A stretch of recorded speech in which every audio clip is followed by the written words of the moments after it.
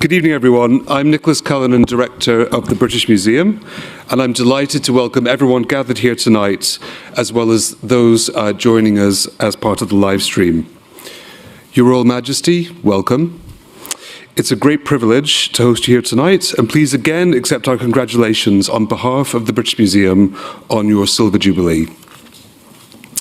Welcome to all of you, and in particular I would like to recognise here this evening His Excellency, former President John A. Kufuor, His Excellency the Ghana High Commissioner to the UK, Papa Osei and his wife Augustina, and the Right Honourable the Lord Paul Boateng and Lady Janet Boateng, as well as esteemed ambassadors and traditional leaders present here today. The Museum was delighted to receive Your Royal Majesty at the British Museum last year, and I would like to thank you for hosting my colleagues in Kumasi during the recent visit in May and for providing them with such a friendly and welcoming reception. The relationship between the Golden Stool of Asante and the British Museum is one which is now 200 years old. And we were delighted that the visit of Your Royal Majesty to the British Museum last year was the catalyst for signing a new Memorandum of Understanding between the Golden Stool and the British Museum. The recent collaboration on the exhibition in Kumasi and this lecture are the first results of this new phase in our relationship, and we look forward to continuing this partnership with new projects. Today, the British Museum is firmly committed to building productive and beneficial relationships around these collections. We thank Your Royal Majesty for your wisdom and leadership in fostering this strong partnership.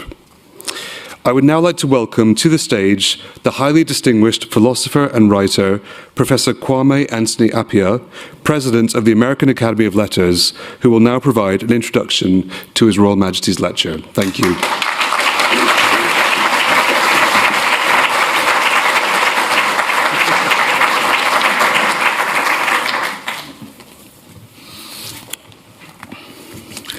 Otumfuo, Nananam, my lords, ladies and gentlemen. I think I know why I was asked to speak today.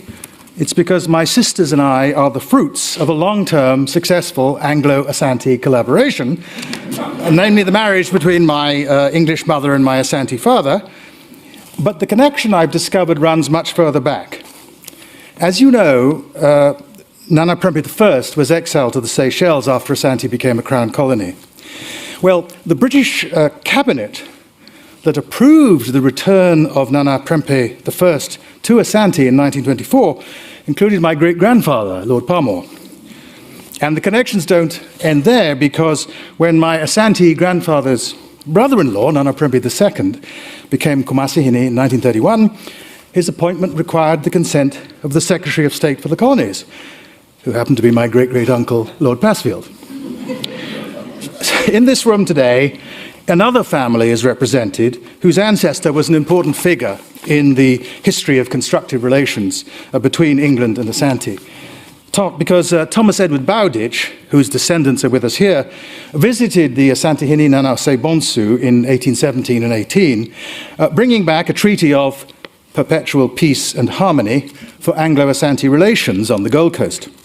And his book, Mission from Cape Coast Castle to Ashanti, is one of the earliest extended accounts by a European of life at the Asante court. People sometimes focus on the 5 Anglo-Asante wars of the 19th century, but between the end of the first, which settled the southern boundary of Asante at the Praya River in 1831, and the beginning of the second in 1863, there were 3 decades of peace. Still, one thing we acknowledge today is the first and only unhappy anniversary of the 3 that we are recognizing, which occurred in the first of these wars. In the third of these wars. For this year is the 150th anniversary of the ending of the Third Anglo-Asante War in 1874, with the sacking of Kumasi by Sir Garnet Wolseley, Sagrenti to us, who entered the capital unopposed and committed a series of what would now be thought of as war crimes. Among the objects of his destructive campaign was a large stone building in the city's centre, the avail, that Nana Osei Bonsu had created, inspired by talk of the British Museum. as Wolseley prepared to loot and blow up the Abbaye, European and American journalists were allowed to visit it. The Daily Telegraph described it as the museum, for museum it should be called, where the art treasures of the monarchy were stored. The London Times spoke of books in many languages, Bohemian glass, clocks, silver plate, old furniture, Persian rugs, Kidderminster carpets, pictures and engravings, numberless chests and coffers. The New York Herald spoke of scimitars of Arab make, damask bed curtains and counterpanes, English engravings, an oil painting of a gentleman, an old uniform of a West Indian soldier, brass blunderbusses, prints from illustrated newspapers, and among much else, copies of the Times of London. So some of what will be going back now was taken then. But let's turn to the second entirely joyful anniversary we record today, which is the centenary of the return of Nana Prempeh I from exile in the Seychelles to Kumasi, authorised, you'll recall, by a British government that included my great-grandfather as Secretary of the Colonies. I'm sorry, no. It was the government before that, so this is the one with my great-grandfather. He was Labour leader of the House of Lords. That return initiated a period of peace and progress in Asante that continues to this day. My sisters and I grew up in Kumasi, the Kumasi of Nana Prempeh II. One of my happiest childhood memories is growing up to the palace after church on Sundays to sit with my mother on a veranda shaded with vines and wait for Nana Prempeh to come out and sit with us for a while, and I got my Fanta and my sisters got their Coca-Cola.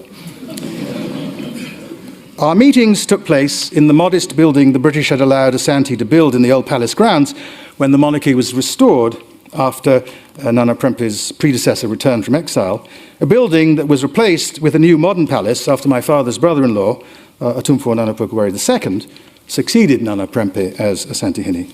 That building is now home to the museum, whose contents will be enriched by these objects that will be returning from this museum and the Victoria and Albert Museum, and that's something very much to celebrate today.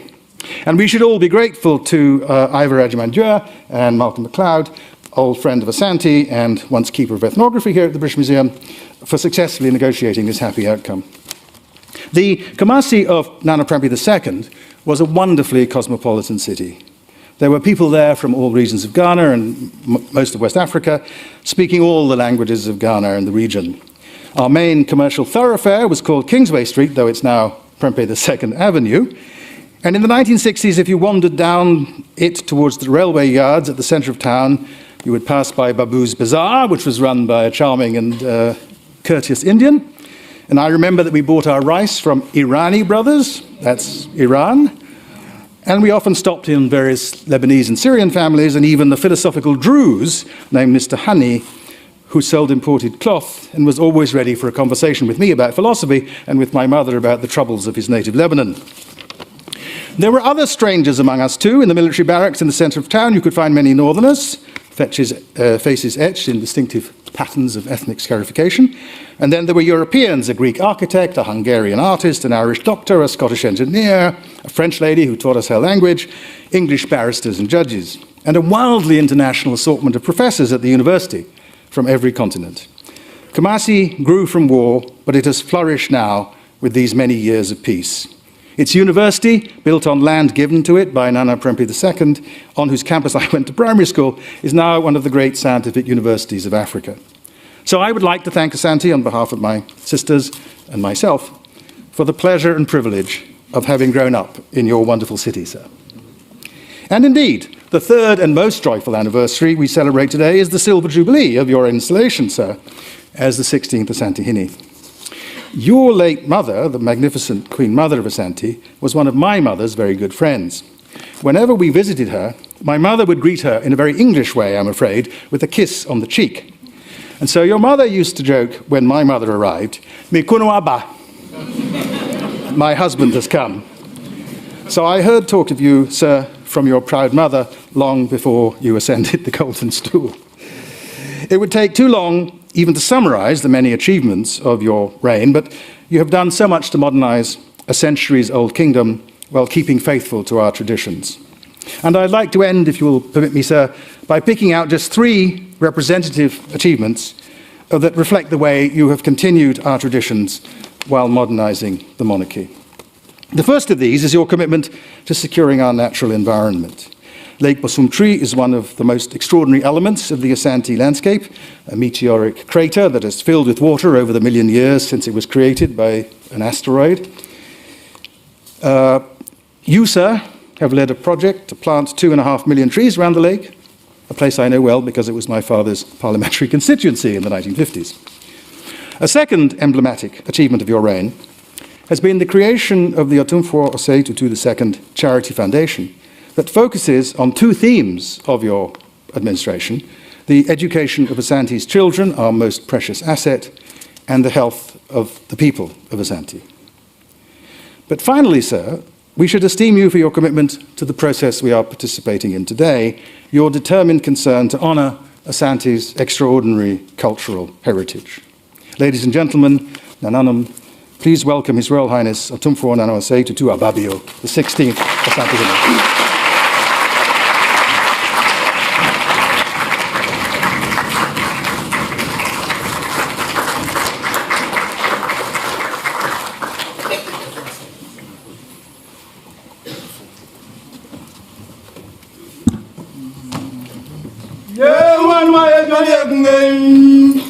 Woni beba ta bodi na wat mo ta bon funge.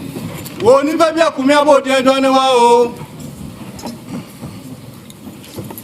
Wo saji fo gunya gwasi o cross antene dwe kasange. Wo saji fo gunya gwasi o cross antene dwe kasange. Kotoko ni kase krobia hine kasange. Kotoko hine kase krobia hine kasange. Me ma krobia irifi anguma ni kotoko nge. Me ma krobia irifi anguma ni kotoko nge. Asante trot mo champon funge. Asante trot mo champon funge. Asante sese bo smedite. Asante sese bo smedite. Krobia santene dwe kasange. Krobia santene dwe kasange. Osei tritwe mi mo di nwa visio. Osei tritwe mi mo di nwa visio. Why no benya setu so supeni ne kwa bokuma sika poba no. Why no benya setu so supeni ne kwa bokuma sika poba no.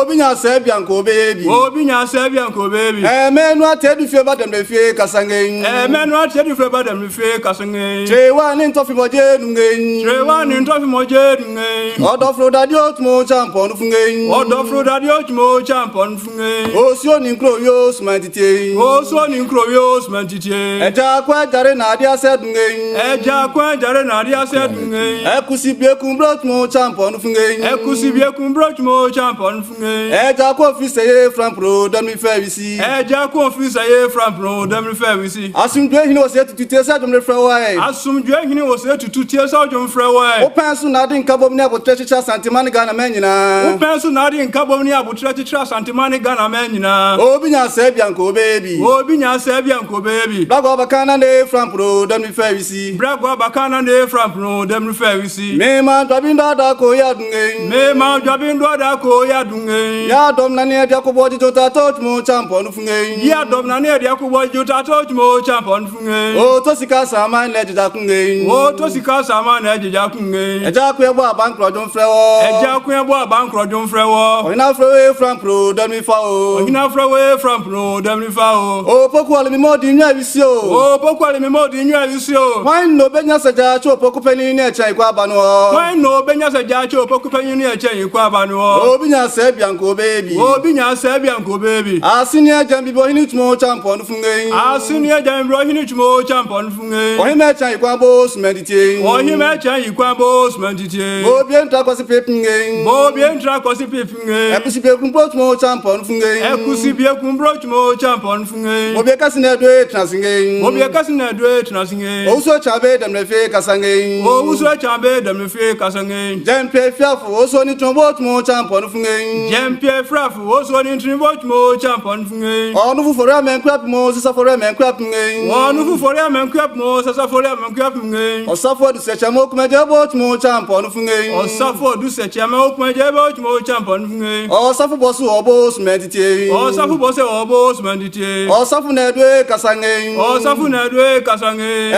Radio kroni pebie kudi fata blofo, central de fata hibinge. Radio kroni pebie kudi fata blofo, central de fata hibinge. O krube dia to probo chmo champion funge. O krube dia to probo chmo champion funge. O saji fo kunyagwa singe. O saji fo kunyagwa singe. O kra Asantehene dwe kasange. O kra Asantehene dwe kasange. O krube dia to probo de me fa kunyagwa se adina chemera. Jump. Kwame, you followed what they were saying.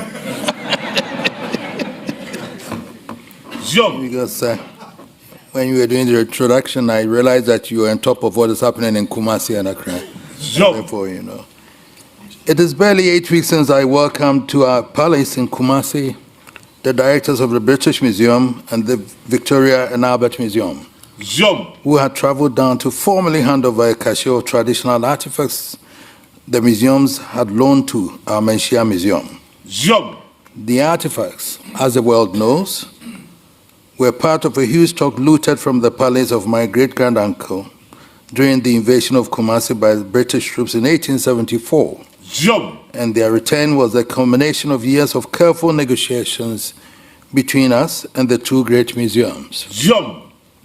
The return of the artifacts had been timed to commemorate the silver jubilee of our reign as the 16th occupant of the Golden Stool.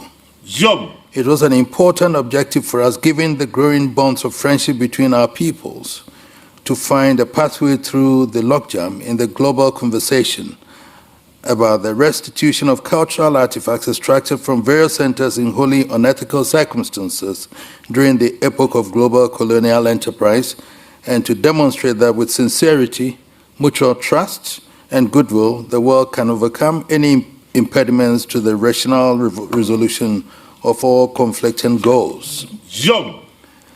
The response of my people to the return of these artifacts had been truly reassuring. The return is being celebrated at one level with the same reverence as the heroes of a state returning from enforced exile, and at another level as marking the spiritual reconnection with lost souls. Jump. Critically for me, it has spread among the young not just a new model of self-belief and confidence in their heritage, but an inspiration to strive to add to that heritage of excellence in creativity and innovation. Jump. There could not be a more appropriate moment for this than the period when the minds were focused on celebrating the important landmark in our advancing history. Jump. The response of our people has added to our great pleasure in accepting the joint invitation of the British Museum and the Victoria and Albert Museum to deliver the memorial lecture on Asante heritage, past and present. Jump. It is a pleasure to see among today's distinguished audience some of the eminent historians and anthropologists, like my very good friend, Professor Michael MacLeod, who had labored hard to tell the Asante story to the world. He joins a long line of brilliant scholars and ethnographers from R.S. Rattray, Ivor Wilkes, Thomas McCaskey, for whom we can only express our deepest appreciation for the sincerity of their endeavor in capturing the essence of our heritage to a skeptical world. Jump. But our debt to MacLeod is even greater for his readiness to join my grandson Ivor Ajimandua to negotiate with the museums on behalf of the Menchia Museum for the return of the artifacts. Jump. But even as we acknowledge the seminal works of these historians and their Ghanaian colleagues, such as Albert Adubuahin, J.H. Kwabran Ketia, Alex Ataya Ochamatin, William Tordorf, and Kwame Ahin, one has to concede to the relative paucity of literature in our heritage. Jump.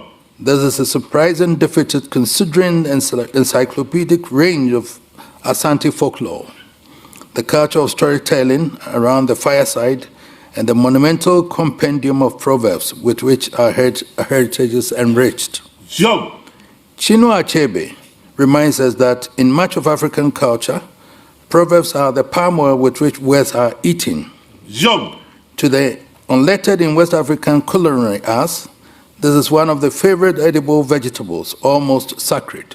Jump. Or to quote an authority closer to some of you, Francis Bacon proclaims that The genuine wit and spirit of a nation are discovered by their proverbs. Jog. At the risk of appearing to over-egg the pudding, one could find in the Anansi stories a mini Shakespearean experience in wit and wisdom and complexity in storytelling. And yet, we have only the example of the mother of our chairman today, Peggy Cripps Appiah, who has endeavored to add the inimitable Anansi to the literature of our times. Jump. Equally, one sees little of the proverbs distilled from the pot of wisdom of our forefathers. Jump. Thus, literature deficit notwithstanding, Asante heritage, which we inherit with pride, is a tapestry of golden formulations embracing a system of governance consecrated through the fairness of time, loyalty to our traditions, respect for laws, and an unfailing fidelity to the values that define us. In the tradition of Asante, there's no disconnect between the past and the present. The present is continuous from the past as the future is shaped by the present.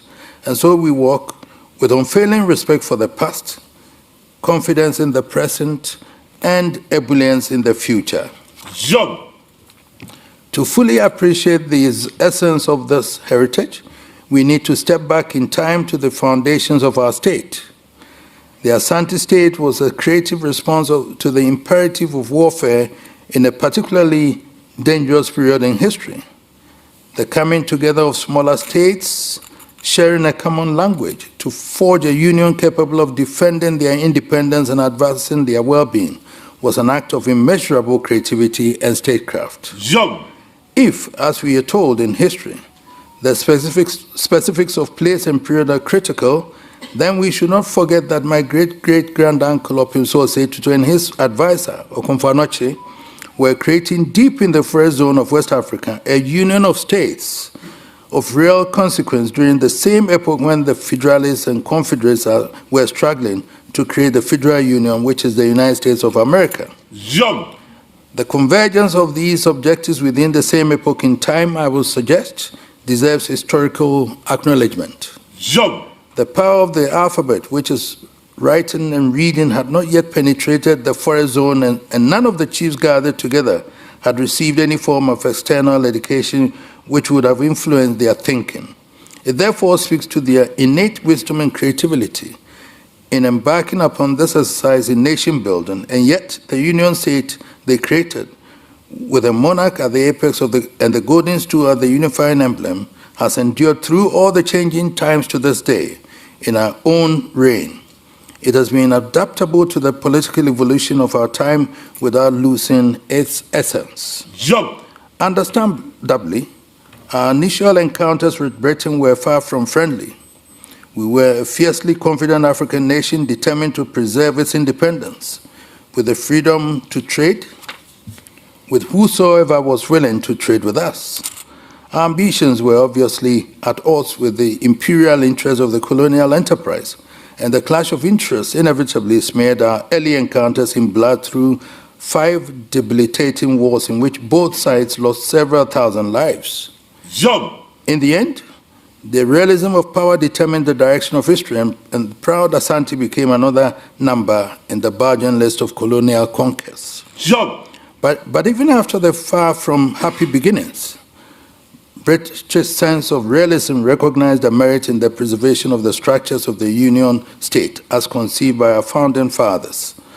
So through the years of colonial rule, through the storms of pre-independence struggle to the revolutionary challenges of recent history, the institution, the Asante State, as structured by our forefathers, has remained as resilient as ever. Jump. Thankfully, it is not only the people of Asante who are the devotees of chieftaincy. They probably may be the greater believers, but there is no part of Ghana where chiefs, as traditional leaders, do not have a sway. Jump. As a result, the people of Ghana have fashioned a constitution which has wisely bolted the institution of chieftaincy onto the institutions of the modern democratic state. So we are able to serve the national interests as a steadying hand in troubled circumstances, a glue for national cohesion, and a dependable channel for conflict resolution and the preservation of peace. Jump. Central to the enduring system has been the unbroken confidence of the people of Asante in their monarch and in the chiefs constituting the traditional state. Young. In Asante etymology, Tete, the past, is a loaded invocation from ancient history and a nod to our beings, our very founding. Our folklore tapestry has hundreds of proverbs associated with it. Two of them, Tete Wobika, the past has something to say, and Tete Wobitre, the past has something to teach us, cross historical times and our cardinal sociology of memory. Young. This respect for our past provides the unbroken thread that keeps the Asante state together. When a chief goes to his village, as we traditionally describe his final journey in life, a stool is consecrated to memorize his reign. He becomes a continuous spiritual presence in the affairs of the state, and successors are required to swear an oath to continue with his good deeds. Young. Without the benefit of the alphabet, during the epoch of the birth of the Asante Union, the soul of the nation, our moral and spiritual values, the ethos of our being, all found expression not in literature, but in our artistic creations, in folklore, in music, and in our irresistible kente cloth. Our chiefs were adorned in them as expression of their leadership, but the artisans were the conveyors of the philosophical underpinnings of our blossoming state. Young. What this tells us is that, for us, the artifacts we speak about are not just some inanimate creations of our aesthetic value. They represent our soul. They represent the spirit of our ancestors, the authority of our kings, and the heroes of our past returning in triumph from the battlefield. Young. The evidence of that past in terms of visualization and craftsmanship, whether of religious or interior palace decoration, would be the 1874 and 1896 royal regalia and objects which were looted. Of the 1874 loot, the dazzling ornaments of gold, silver, and brass, described as crown jewels, were sold in the open at and auction houses, first in Cape Coast in the Gold Coast, before the journey to England within the first quarter of 1874. Young. We are aware that, for example, the famous collector and scientist, Sir Henry Wellcome, purchased some of these objects and others in Africa and South Asia, enabling him to create a legacy of cultural patrimony that will form part of the British colonial narrative. Young. Of course, artistic creations, folklore, music, and dance are by no means the totality of our heritage. We have noted the heritage of nation building and the system of governance created 400 years ago that has endured to this day. Within the embryo, we see a heritage of valor in battle, loyalty in service, rugged individual enterprise, and feisty diplomatic acumen attuned to the pursuit and preservation of peace. Young. A cursory glance at history will tell us that a first century of military valor saw the expansion of Asante into an empire with influence across much of the territory of Ghana. Asante had become an independent entity with prosperous trading ties that not only with its neighbors, but with Europe and the Mediterranean and Moorish cultures. Young. Asante not only had lucrative trading ties with the Portuguese, the Danes, and the Dutch, but in fact enjoyed diplomatic ties. Young. In the 19th century, Asante found itself confronting British interests which had taken over colonial outposts of the coastal belt of the Gold Coast from their previous European colonialists. Young. The 1874 invasion of Kumasi, the capital of our flourishing kingdom, by the British military forces, and the subsequent burning of his stone palace, the Aban, which also served as his royal residence from the reign of Asante Osei, was to have serious ramifications for both our heritage and historic ties with Britain. Young. The thousands of lives lost, the burning of Kumasi by retreating British forces, the destruction of the palace of Asantehene and the looting of its contents might well have left wounds that would normally be difficult to heal. The fact that we have overcome the pains of the past speaks to the profound value system compressed into the chalice of our heritage, a mix of steadfastness in defense of our independence and realism and wisdom in the pursuit of peace. The heritage of valor in battle has obscured the fundamental belief of our forefathers, which has guided me through our reign, that the courage to wage wars must be matched at all times by the wisdom to make peace. This belief was made manifest several times in our history. There was the ancient gold in us, which is part of the royal collection at Windsor, that was given as a gift to Queen Victoria in 1882 by my great-grand-uncle Nana Mensah Bonsu. British diplomats at the time were aghast. They saw the gift of an axe almost as a declaration of war because the axe is deemed a weapon of violence or destruction. But what was the motivation behind the gift? It was a diplomatic symbol of negotiation intended to convey to the Empress that in Asante, an axe was used to cut through difficult things, including misunderstandings or disputes, and to reassure her of Asante's readiness to sit down together to cut through any misunderstandings or to achieve peace. Jump. This was 8 years after the 1874 invasion and the war that followed, in which Asante lost over 4,000 soldiers with heavy casualties on the British side as well. Most likely, much of what was to follow between us may have been avoided if the message of the golden axe had been grasped. It was quite refreshing, though, that 100 years after that misunderstanding, Her Majesty Queen Elizabeth gave permission for this object to be borrowed for the Asante Kingdom of Gold exhibition at the same museum. Jump. Later in 1896, my grand-uncle Ajman Prempeh I opted to sacrifice his own freedom to avoid another war. Prempeh was facing realism. Asante was tired of wars and unprepared for another one, least of all with one against a power like the British. He was not going to risk the lives of his gallant forces around him.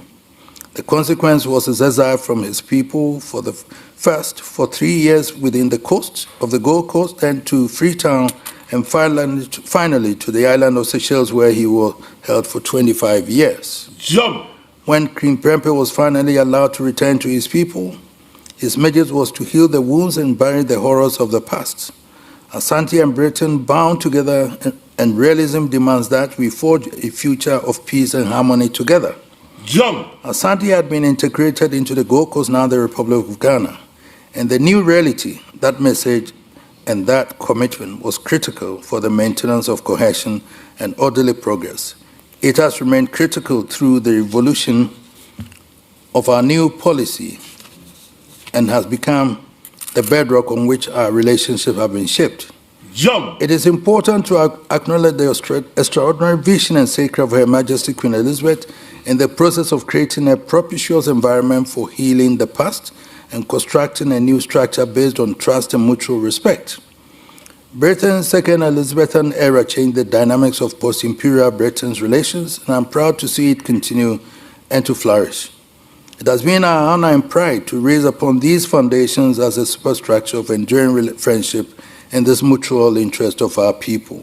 Jump. Needless to say, it is in this spirit that we have entered into the agreement that have allowed us to receive some of our artifacts back. As we have alluded to, it has not been an instant deal.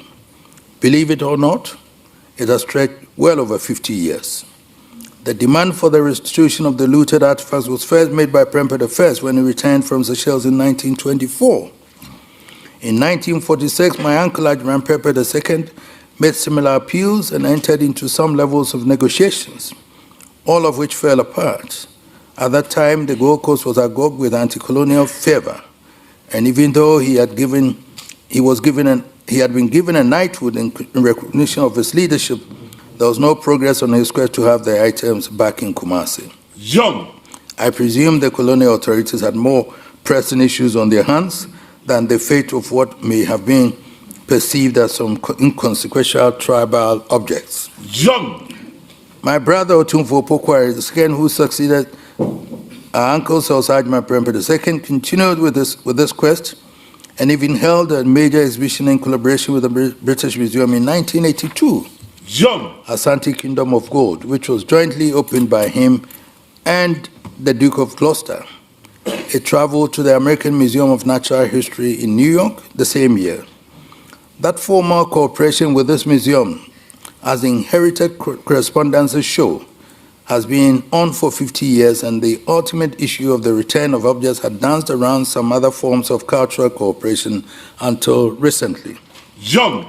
I took up the matter shortly after ascending to the golden stool and was encouraged by the fact that the restitution of cultural objects had become an issue of global concern with legitimate claims from several countries. The UNESCO had made it a priority.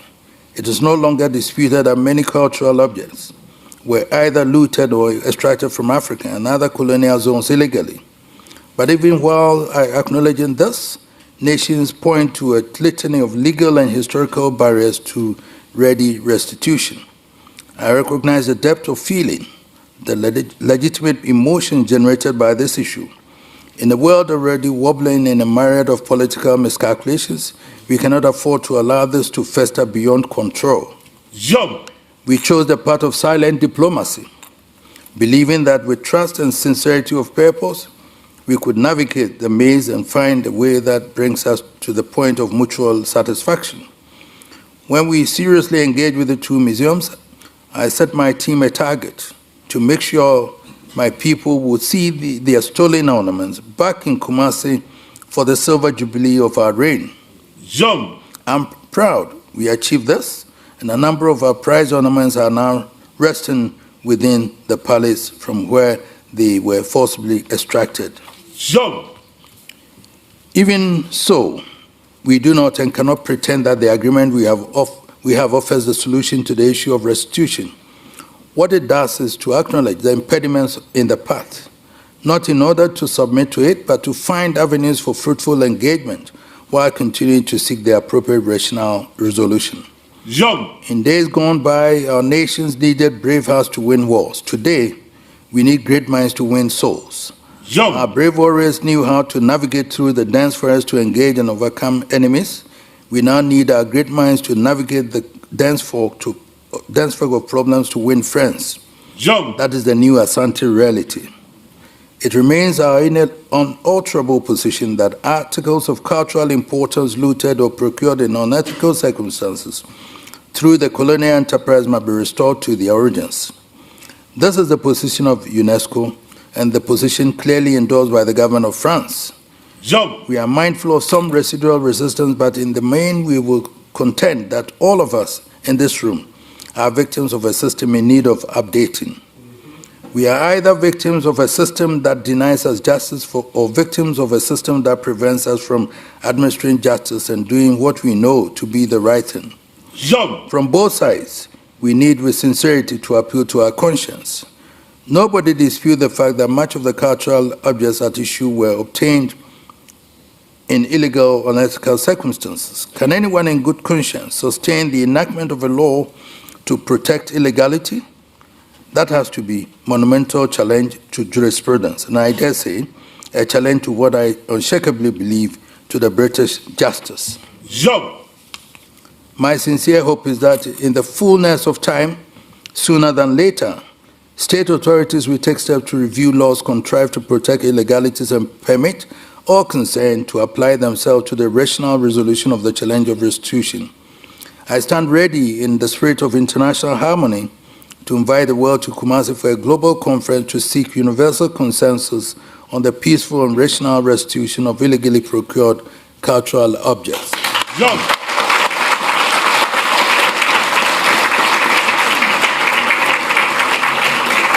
It is a fact that we had to replace the looted ornaments to be able to continue with the spiritual and traditional rites they were created for.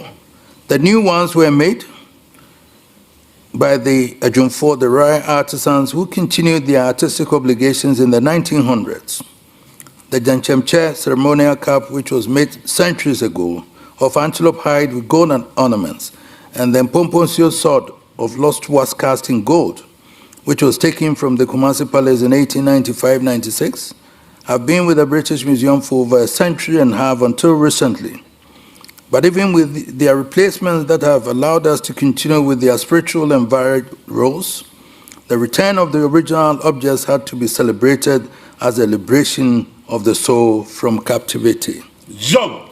I have alluded to the heritage of individual enterprise in Asante history.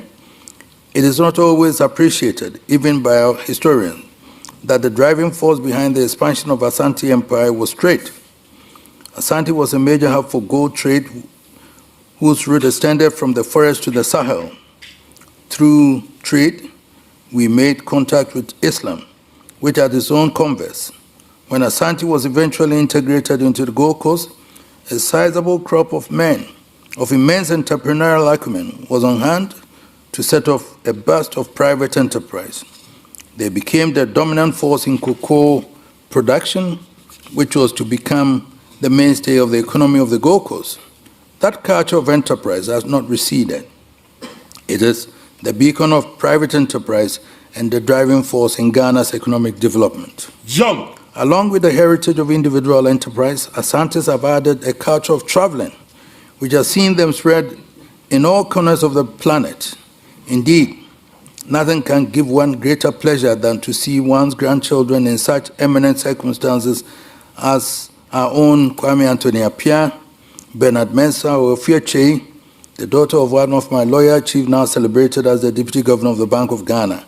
And of course, the outstanding men and women of our heritage who are serving Britain and many other countries in key positions in government as ministers and members of parliament. Jump. All these great minds in the diaspora are like a sprinkling of gold dust on the tapestry of Asante heritage. We cherish them and hope the thread never breaks. Between the bubbling captains of private enterprise at home and the flourishing resources in the diaspora, I see a rewarding convergence and the potential for successful collaboration that could inject fresh momentum into the economy of Ghana. Jump. In the meantime, I will urge the continued pursuit of collaboration with the museums and advanced cultural institutions, renewed attention to training in the creative arts, and a vigorous effort to expand market opportunities for works of African artists. The quest for restitution should be no reason for closing the market to our artists. On the contrary, it should point to the searchlight on the value of African art to museums and collectors for legitimate acquisition. Jump. African artists need to be appreciated. They have to be seen to be appreciated, and like all other artists, they can only be seen through museums and galleries. Opening the market to them and expanding the range of opportunities to them should be part of the global conversation. The African genius, the Nigerian Nobel Right in literature,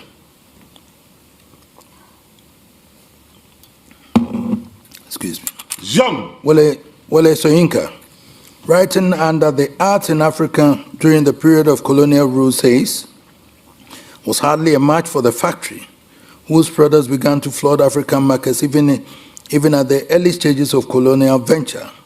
He was worried of the loss of integrative role of art in normal community development, especially of the Kudo of the Asante, whose decorative motifs were as much the case in Africa, symbols of traditional lessons, proverbs, moral counsels, and episodes in history. Heritage, including of Soyinka's writing on the Kudo, almost 40 years ago, could get out of fashion and suffer nostalgia, but regenerates itself with patrons going back to the original or authentic make, as they have done at Sokoban for centuries, where these brass treasures are manufactured for the public and to replenish the palace collection that are inherited. These days, unlike in the past, clients go with their own designs, whether to the Edinkra symbols or from other societies in West Africa and beyond. Thus, heritage, in whatever form, could be reinterpreted and reinvented. Jump. Long may the regeneration of cultures adapt. Jump. Jump. Long may the regeneration of cultures adapt well to the modern engineering society. It is one nation with many histories, as one historian aptly puts it. Jump. And so, we will conclude this lecture in the context of its beginning. There was the happily shared news which was most manifested when the global media channels announced the return of the objects to Kumasi. Many Ghanaians of different ethnic groups, including those who abhorred the terminology loan, were upbeat. They saw its tangibility as all belonging, and also as an intangible aspect of the histories we share. Jump. Commentators in other parts of the continent claimed it as well, using ours instead of theirs, in what was seen as a form of heritage recovery, an adjustment of the small scale of empire narrative. When cultural cooperation endures, humanity is better off. Thank you very much.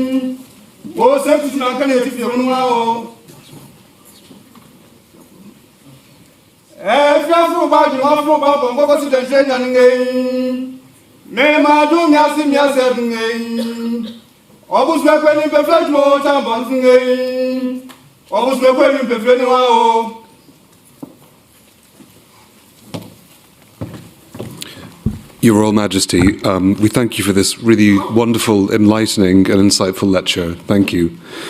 This has been a really great honour for us, and we very much look forward to hosting you again at the British Museum. And thank you also to Your Majesty's poets and to Professor Appiah for their fitting introductions. It leaves me only to reiterate to you, Your Royal Majesty, our heartfelt congratulations on your Silver Jubilee, and to thank you again for working in partnership with us, and long may that continue.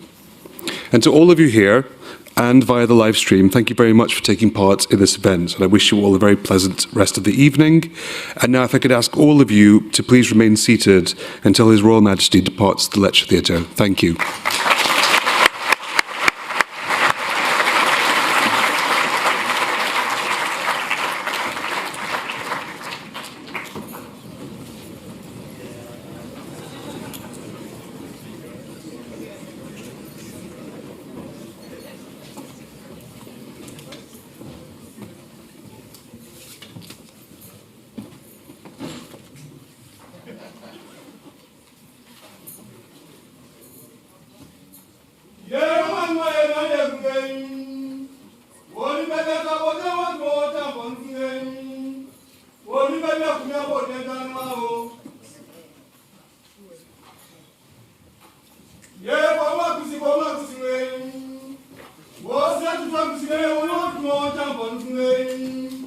Osei